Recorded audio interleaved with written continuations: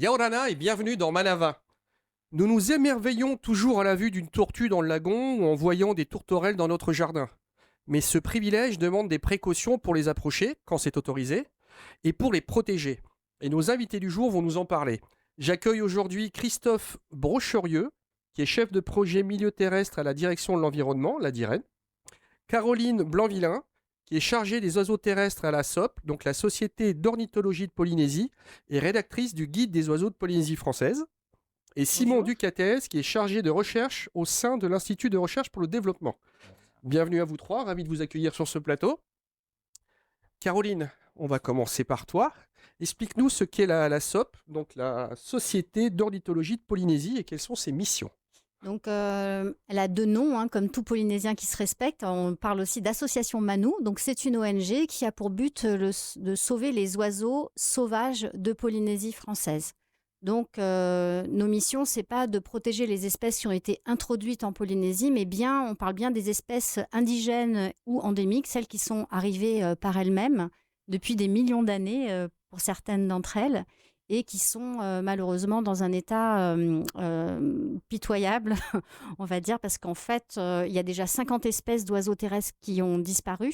Il reste 30 oiseaux terrestres endémiques à la Polynésie, et sur ces 30, il y en a 20 qui sont menacés de disparaître, dont 10 en danger critique d'extinction. Donc là, on est bien dans le dur du sujet. Alors, on va bien expliquer endémique, ça veut dire que ce sont des oiseaux qu'on ne trouve qu'en Polynésie, propres Voilà. à la Polynésie. Propre Parce à qu'on la risque de l'utiliser Polynésie plusieurs fois dans l'émission. ou à une zone géographique très proche. On va Ça peut être considérer la la Polynésie Polynésie. orientale On va dire pour certains. Polynésie au sens large. Voilà. D'accord. Simon, même question pour toi. Tu nous parles de l'IRD et de ses missions, si tu veux bien. Oui, donc l'IRD, l'Institut de recherche pour le développement, c'est un institut français qui compte à peu près 2000 agents. On est beaucoup, notamment dans les Outre-mer. Et ici, en Polynésie, on est une quinzaine, et c'est un institut qui travaille à développer la recherche au service du développement, et en particulier donc, des différents objectifs de développement durable des Nations Unies, y compris donc, la conservation de la biodiversité, dont on parle aujourd'hui. Donc, on est en plein concerné, surtout en Voilà. Polynésie. Et Christophe, alors, on parle de faune terrestre en Polynésie. Tu peux nous dire à quoi elle correspond? Quels types d'animaux rentrent dans la catégorie faune terrestre en Polynésie? Alors, faune, comme son nom l'indique, ça couvre tous les animaux. Après, si on Approche-toi un peu de doit, ton micro, pardon, si tu veux bien. Oui. si on doit s'en référer au Code de l'environnement et aux espèces protégées, on a listé dans le Code de l'environnement un certain nombre d'espèces particulières, notamment les oiseaux. Donc, on a toutes les espèces d'oiseaux endémiques qui sont protégées. On va y trouver également des espèces d'escargots, les partulas et les samoanas qui sont protégés par le Code de l'environnement et pour lesquels on a des programmes qui sont très anciens. En Euh, terrestre, ça veut dire qu'à contrario de ce que tu nous disais, Caroline, les animaux terrestres qui sont en Polynésie, la majorité ont été importés, viennent de l'extérieur. non, non, il spécialement y a de l'endémisme aussi. D'accord. Non, tout à fait. Ces escargots-là, leur bassin d'origine, c'est la Polynésie D'accord. française. Donc, ils sont bien endémiques de Polynésie française, et c'est la raison pour laquelle on a des programmes de conservation avec des zoos internationaux depuis une trentaine d'années. Et pour compléter, on a aussi une liste de plantes conséquentes, sachant que c'est pareil, la flore est assez remarquable en Polynésie française, bien que très menacée. Eh bien, on va faire le tour de tout ça dans un instant. Caroline, pour les oiseaux, lesquels sont spécifiquement en danger? Alors, notre number one, c'est quand même le monarque de Fatouiva, avec simplement 4 couples reproducteurs qui persistent aujourd'hui. Donc, c'est un des oiseaux les plus menacés au monde. Et donc, on s'est aperçu en fait qu'il y avait une menace cachée qui nous empêchait de réussir son sauvetage, parce qu'on est parti sur le sauvetage du monarque de Tahiti, avec seulement 19 individus identifiés en 98, quand on a commencé son sauvetage. Là, maintenant, on est à 136. On a réussi à le sauver, mais en faisant face à toutes les menaces. C'est-à-dire qu'il y avait le rat, et puis on s'est aperçu aussi que les oiseaux introduits attaquaient les jeunes dans les nids. Et donc, on a réussi en fait à sauver l'espèce qu'à partir du moment où les gens nous ont aidés à prendre le contrôle aussi des oiseaux introduits et à les éliminer dans les jardins. C'est que comme ça qu'on a réussi. Et pour le monarque de Fatouiva, pendant longtemps, on a pensé, il y avait 2 menaces qui pour nous expliquaient l'état pitoyable de l'espèce, donc le rat et le chat sauvage. Et puis on s'est aperçu qu'il y avait une maladie insidieuse, la malaria aviaire, qui Donc, on va expliquer aviaire, ouais, qui a un rapport aux oiseaux. aux oiseaux. Et la malaria, en fait, c'est une maladie du sang. En fait, ça fait de l'anémie chez les oiseaux. Et donc, ça a empêché les jeunes monarques de Fatouiva de survivre. Et donc, c'est pour ça qu'on n'avait pas de recrutement. Et c'était assez insidieux parce que les jeunes monarques, quand ils partent, ils quittent les territoires parentaux, ils montent au sommet des montagnes. Alors, vous voyez, ici, en Polynésie, les montagnes sont très, très hautes. Donc, on pensait qu'ils étaient en haut des montagnes et qu'ils allaient redescendre. Mais au bout d'un certain temps, on s'est dit, non, non, Donc le là, monarque ceci, il en reste que 4. quatre femelles qui pondent des œufs en ce moment. Donc c'est Ah oui. vraiment. Ceci dit, ça fait à peu près 12 ans qu'on n'a que 4 femelles. Alors on est descendu jusqu'à 2, on est remonté jusqu'à 6. Là, actuellement, on est à 4. Bah, pour faire clair, ça ne tient à rien, quoi. Il faut vraiment être très, très, très attentif. Oui, voilà, c'est ça. Si on veut pas avoir un dodo ici en Polynésie, en plus, il faut faire attention à cette espèce particulièrement. Donc c'est la plus menacée, monarque de Fatouiva. Même question pour la faune marine, Simon. Qu'est-ce qu'on pourrait considérer qui est le plus menacé pour les espèces endémiques en Polynésie? Alors pour la Polynésie spécifiquement, comme ça, j'aurais pas de réponse très Bah, tant mieux, ça veut précise. dire C'est peut-être que monsieur ça veut dire Rocherieux. qu'on ne se porte pas trop mal de ce côté-là? Bah, disons que sur la faune marine, déjà, on parle moins d'endémisme si on pense aux tortues, aux baleines. Oui, ça, on va dire, ce sont des animaux de passage. Ils font de Plus ou moins, migration, ce genre oui, de choses. oui, Voilà. oui. Après, pour le reste, ils sont inféodés à certaines îles, mais ça navigue d'une île à l'autre, d'un archipel à l'autre quand même aussi, au niveau du marin. Donc on a, à mon sens, probablement, alors moins de suivi aussi pointu, comme l'évoquait Que pour la Caroline, hein. SOP, Nous, ouais. sur le milieu terrestre, c'est pareil, ce programme Monarque, on est dessus depuis des années et puis on ne veut pas lâcher l'affaire. Si on veut comparer avec les moules, par exemple, qu'on peut avoir, les moules géantes qu'on va Oui, trouver parce en que c'est vrai que Polynésie quand on parle de française, ça, on imagine, on parle des animaux, mais comme tu l'as dit fort justement tout à l'heure, il y a aussi la flore et aussi les moules qui font partie de aussi la faune, de la faune. encore Oui, une oui. fois. Et elles sont endémiques, pour le coup, à nos îles. Et a priori, sur les travaux de génétique qu'on mène en ce moment, on en apprend toujours plus, à savoir que d'une île à l'autre, c'est pas tout à fait la même espèce. Donc Donc, elles ont muté bon, ou ça, elles se c'est sont les histoires adaptées à leur milieu. d'évolution. Voilà, Voilà. c'est des. Tout comme les monarques, hein, des monarques, on en a, je sais plus combien en Polynésie, 6. On avait 10 espèces, maintenant il en reste 4. Voilà. D'accord. Toujours dans le même esprit pour poser un peu le cadre, quelles espèces terrestres ont disparu et pour quelles raisons? Alors, je peux Ouais, vas-y, vas-y. Allez-y. prendre la parole là-dessus. Donc des espèces terrestres qui ont disparu, il y en a beaucoup. Il y en a beaucoup potentiellement qui n'ont jamais été documentés, qui ont disparu après l'arrivée des Polynésiens, avant qu'on commence à prendre des notes vraiment sur ces espèces. Mais depuis l'arrivée des explorateurs européens, on a pas mal d'espèces d'oiseaux notamment. Il y avait un chevalier ici à Tahiti, il y avait un chevalier également à Alors Montréal. chevalier, Donc c'est ce sont- quel type d'oiseau? Faut ce sont des- expliquer. Alors, c'est Imagez au maximum. donc c'est un oiseau qui est haut sur pattes, qui en général chasse au niveau du rivage, mais bon, pas le nôtre, et qui a un bec pointu et qui va comme ça collecter ses proies, principalement des Et insectes. qu'est-ce qui a généré qu'est-ce qui a généré sa disparition? Alors très probablement des espèces amenées par les Européens sur leurs bateaux, en particulier le rat noir, Moi, je suis pas d'accord. potentiellement d'autres espèces.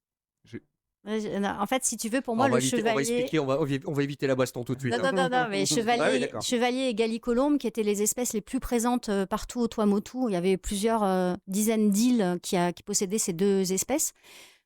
C'est plutôt l'introduction du rat polynésien, donc qui n'est pas du tout polynésien, qui vient d'Asie et qui a été introduit par les Polynésiens sur leurs pirogues. Ah, alors en fait, tu es d'accord sur le fait que ce soit bien le rat qui décimait ça, mais C'est pas la même c'est la espèce. provenance du rat qui. Voilà, c'est qui pas la dit- même d'accord. espèce et c'est pas le même race, parce que les Polynésiens ont amené le rat polynésien et les Européens ont amené le rat noir et le rat norvégien. Bon, très clairement, une espèce, on peut considérer comme invasive.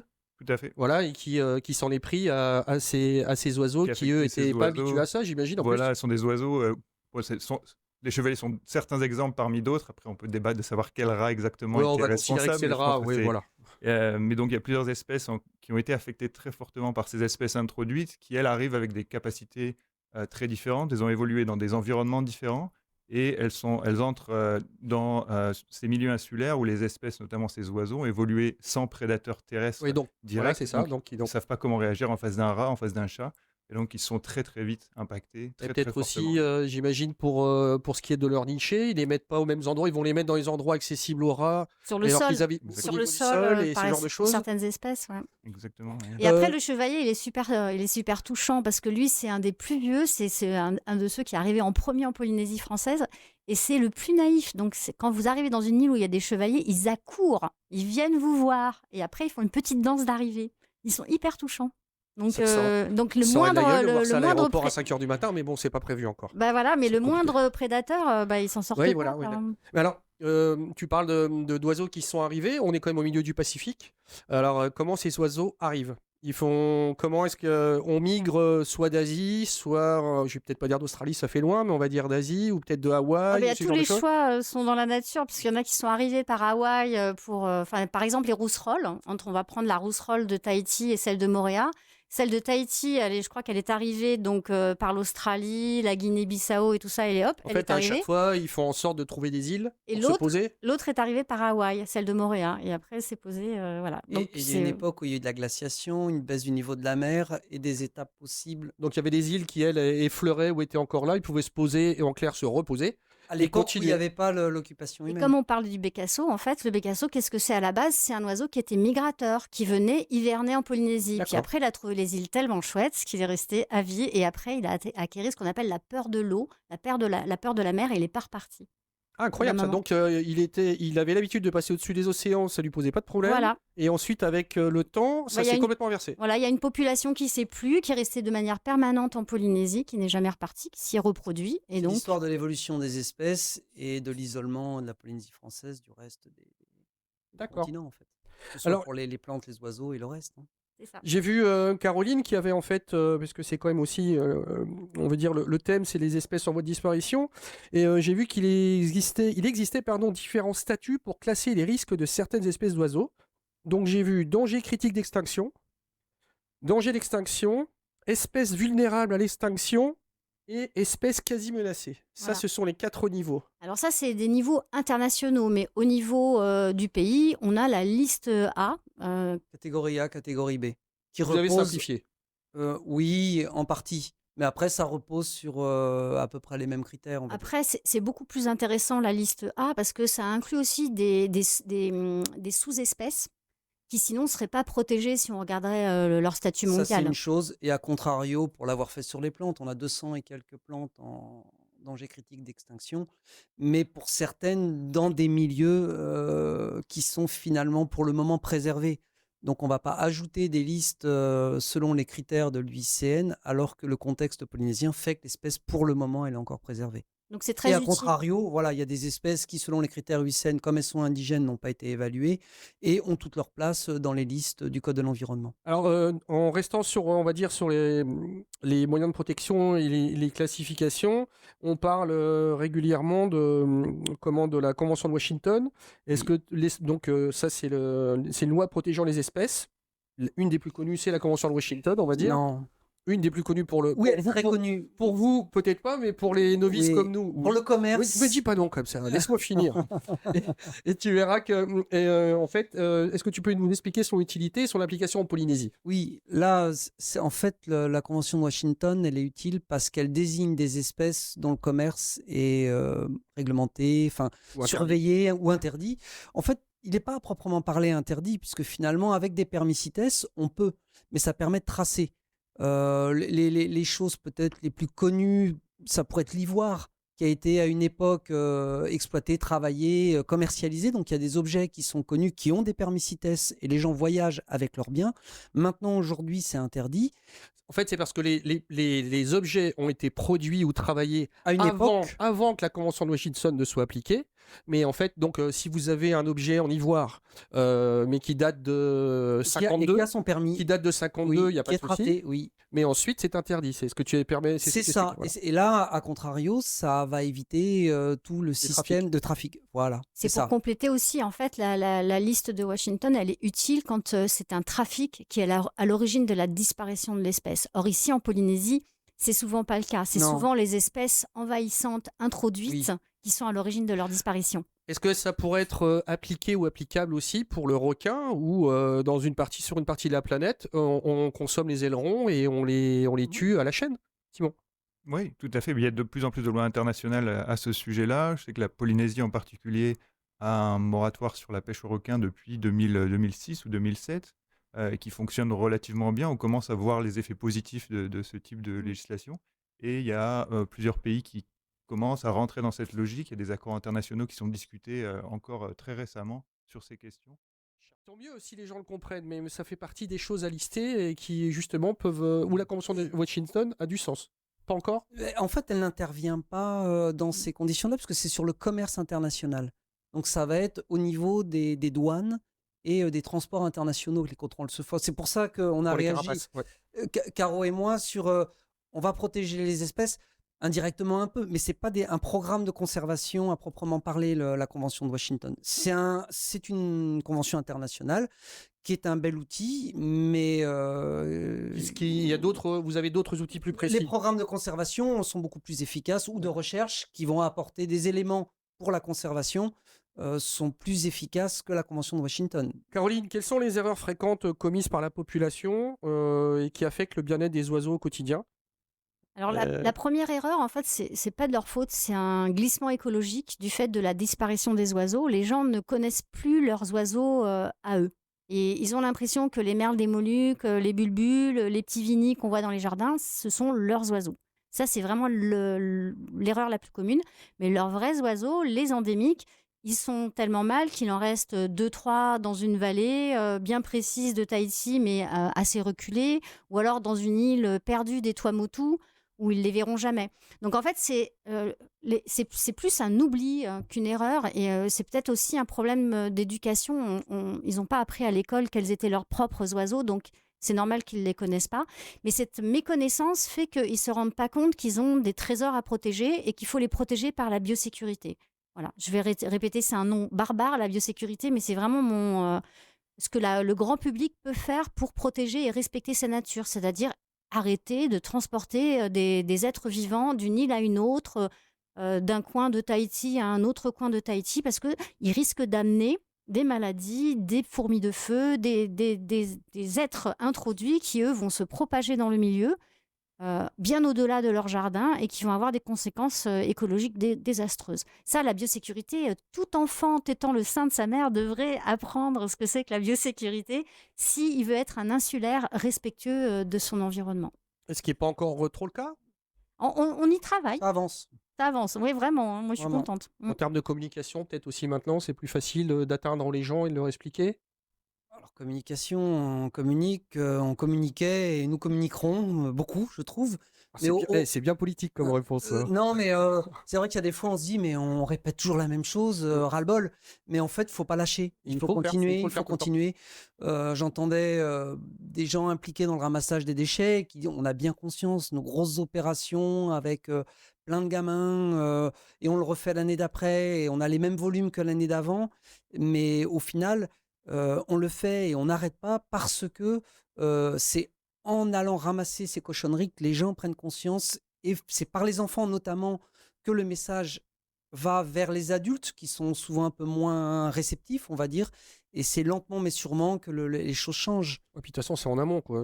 À la base, il n'y a pas à le jeter comme ça, c'est aussi simple que ça, mais c'est encore une autre... C'est ramené par les vagues, enfin bref. C'est encore autre chose. Oui.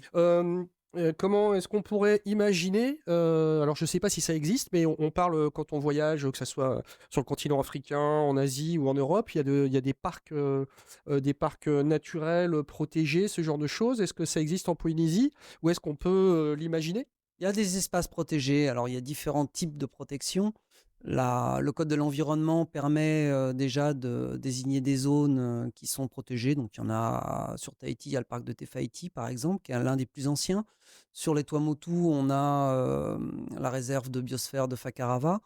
On a un espace dédié à Taputapuatea avec une labellisation UNESCO, et une autre en cours à l'échelle des Marquises. Et ça peut suffire? Non, ça suffit Parce pas. que mais ça je sentais Caroline trépigner sur ma gauche, c'est pour ça que je pose la question. Ça contribue. Après, Papéoué n'est pas protégé, mais il y a des efforts qui sont vraiment C'est pas Euh, ça que je voulais dire. En fait, ça fait ça fait partie de mes rêves, ces espaces protégés. Moi, j'aurais fini ma carrière de conservationniste le jour où il y aura une île ou 2 îles par archipel qui seront débarrassées de leurs espèces envahissantes, qui seront revenues à un état avec un on va dire, écosystème ouais. stable, qui permettront de servir de refuge à toute l'avifaune représentative de chaque archipel. Et si on arrive à faire ça, on a gagné parce que ça pourrait être aussi exploité touristiquement et ça aurait une vraie utilité. Alors c'est hyper dur à mettre en œuvre, mais c'est vrai que ce qu'il faut se dire, c'est qu'un espace qui est protégé, mais où on ne gère pas les espèces envahissantes,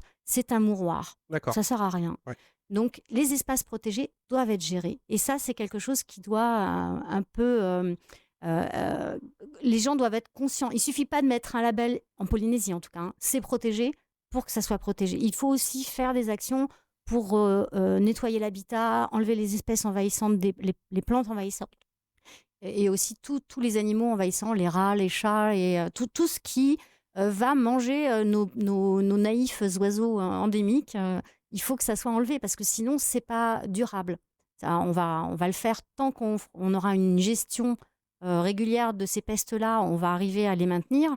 Mais tant qu'on n'a pas un écosystème qui est entièrement Protégé et rééquilibré, je dirais. rééquilibré, voilà, ouais. Rééquilibré. Parce que voilà, c'est ça. Les oiseaux ici sont arrivés dans des écosystèmes sans prédateurs. Il n'y avait aucun mammifère. Donc, bon, il y avait peut-être une chauve-souris. On en a retrouvé un reste. On ne sait pas si elle a été mangée après avoir été offerte ou si on l'a trouvée et qu'elle était vraiment là. Mais voilà. En gros, il y avait aucun mammifère. Et donc, tous ceux qui sont arrivés sont introduits. Après, il y a plein de plantes aussi très agressives qui sont arrivées. Donc, qui dit réserve dit gestion. S'il n'y a pas réserve et gestion qui sont accouplées en Polynésie, ben, on n'arrivera pas à grand-chose. Simon, est-ce qu'on pourrait aussi, justement dans le même esprit, donc pour les espèces terrestres, dont les oiseaux, est-ce qu'au niveau maritime, on pourrait avoir la même approche et savoir si, un, la population est bien consciente de la pérennité des espèces, et deux, comment faire justement pour qu'elles restent bien actives. Alors en zone maritime, moi je suis un Attention, écologue. voilà, mets-toi bien en face de ton Pardon. micro. Moi, Voilà. je suis écologue terrestre également, donc j'ai pas du tout un spécialiste du milieu marin, mais en Alors, milieu marin, on a également ces aires marines protégées qui sont construites. Il y en a une qui est discutée en ce moment aussi, dont on parle beaucoup. La grosse différence, je pense, c'est qu'en milieu marin, les Polynésiens ont déjà cette expérience du rahouille, donc ils savent déjà faire cette on le maîtrise conservation. normalement. Oui. Donc elle est relativement maîtrisée, ce qui n'est pas le cas en milieu terrestre, beaucoup moins en tout cas en milieu terrestre. Il y a des rahouilles terrestres, mais qui ne sont pas tout à fait du même acabit.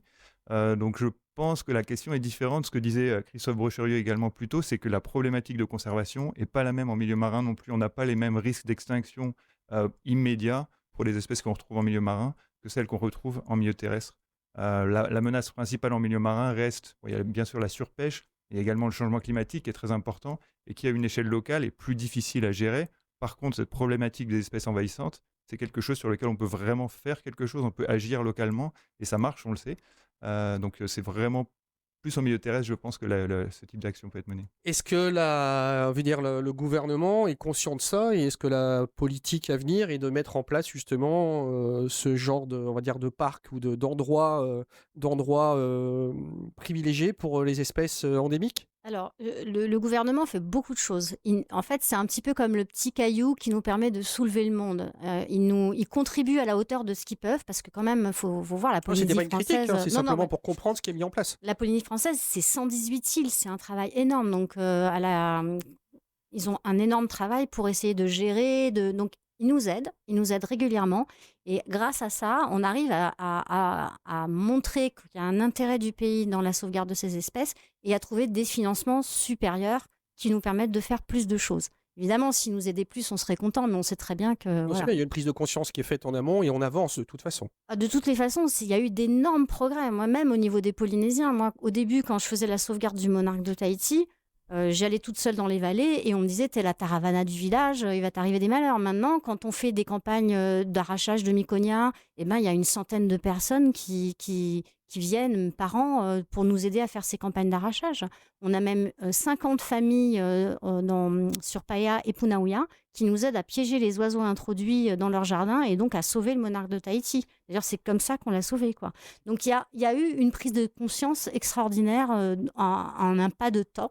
Et là, on mixte un petit peu espèce, espace, mais les tout premiers espaces qui ont été désignés comme remarquables, c'est 52. Je veux dire, ça date pas d'aujourd'hui, la prise de Donc c'est conscience. bien, mais c'est bien, Non, c'est non, une mais bonne chose. C'est une très bonne chose. Ouais. c'est ancien. Tu parlais de la MG, c'est l'ensemble de la ZE aujourd'hui qui bénéficie d'une protection réglementaire. Et après, on rentre sur des espaces beaucoup plus dédiés avec des espèces très spécifiques qui ne sont pas nécessairement toujours dans ces espaces protégés et on combine l'un et l'autre. Donc vous vous adaptez, c'est une bonne chose. Non, on fait avec les moyens du bord Voilà. en Donc, tant mieux, allant. bien sûr, oui. Puis au plus urgent, peut-être, je Ouais. pense aussi. Imagine. Caroline, tu veux nous présenter ton livre si tu veux? Ah bah avec plaisir, oui. Ah bon, Donc, alors ça fera office de conclusion, on arrive au bout de l'émission. Vas-y. déjà, mon Dieu, mais c'est trop rapide. Donc voilà, le guide des oiseaux de Polynésie française, c'est vraiment un guide que j'ai rédigé pour que justement les oiseaux endémiques sortent de l'oubli. Alors c'est les tout premiers chapitres du livre. Ceux-là, c'est des oiseaux qu'on ne trouvera qu'en Polynésie française et nulle part ailleurs. Ah bah, très Et bien. à chaque fois, il y a la conservation et il y a aussi, quand j'en ai trouvé, les légendes. Parce que comme ça permet de remettre la valeur patrimoniale de ces oiseaux au goût du jour et que les Polynésiens réalisent que c'est leur racine naturelle. C'est la Voilà. même chose que leur racine culturelle, c'est essentiel Les deux sont liés. pour rester debout. Mais voilà, avec nos invités, alors ils nous ont su nous prévenir et nous alerter sur nos responsabilités communes face à la fragilité de la faune polynésienne. Cette faune qui participe pleinement à la beauté de notre Fénois. Merci d'avoir répondu à mes questions. Cette émission sera en replay sur le site de TNTV. Bonne fin de journée avec TNTV.